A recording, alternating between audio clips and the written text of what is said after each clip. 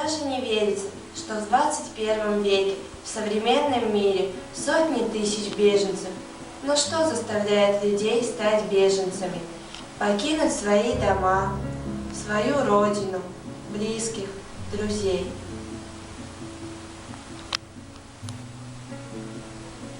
Беженцы – это люди, покинувшие свой дом из-за того, что их жизни и жизни их родных угрожала смерть, физическая расправа.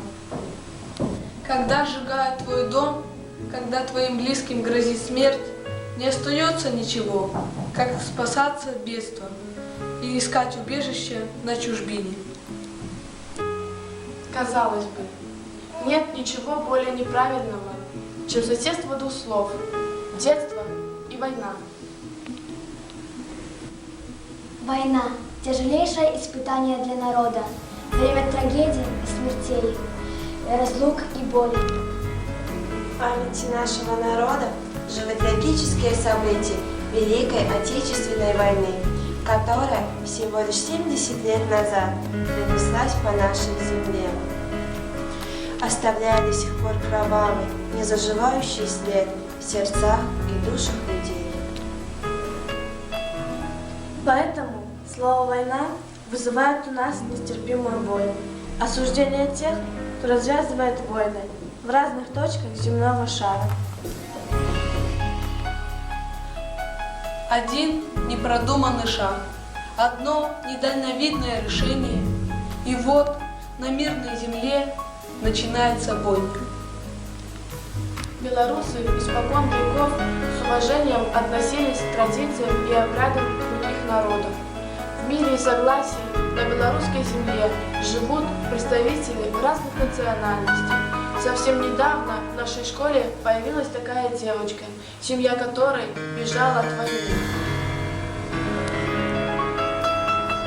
А на Руси народом твоим, синявокая мать моя, ты знаходишь притулок усім, добриня неповторна твоя, над землей белорусскою мир, чудний рані тут спів солов'я, пише радостно хлопчик Тарас, Беларусь, ты родима моя. Пример их судьбы лишний раз убеждает, как много каждому из нас дается Бог, и как это надо ценить. Мир, свою родину, семью, здоровье близких, жизнь. Все это можно потерять, когда окажется невозможно воспротивиться чужой, злой воле. И хотя Валя призналась, что в Беларуси она обрела свою вторую родину, и ее семья тоже в Беларуси обрели свою вторую родину, но во сне каждый из них видит свою ту родную землю, до которой они готовы идти пешком, как только там установится мир.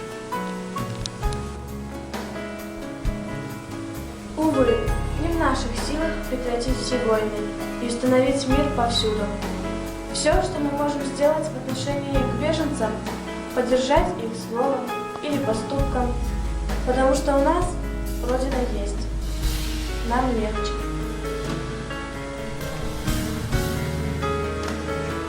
Ребята, давайте мы вместе с вами подарим нашему новому другу, вашему новому другу, цветок пожеланий, который станет для ее и ее семьи символом счастливой и мирной жизни.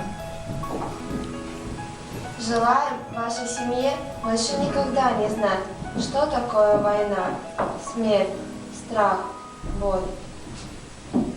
Желаем светлого будущего, исполнения всех желаний. Желаем ангела-хранителя и помощи Всевышнего. Детство – беззаботная пора удивительных открытий, судьбоносных начинаний. Желаем, чтобы у тебя было счастливое детство.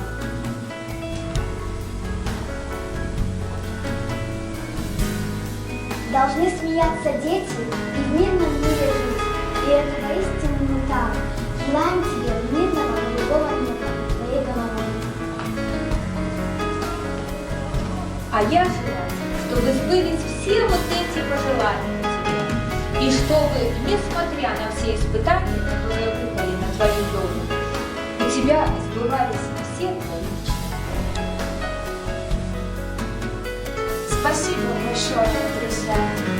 Я хочу, чтобы люди забыли, что такое печаль и беда, чтобы беженцев не было в мире никогда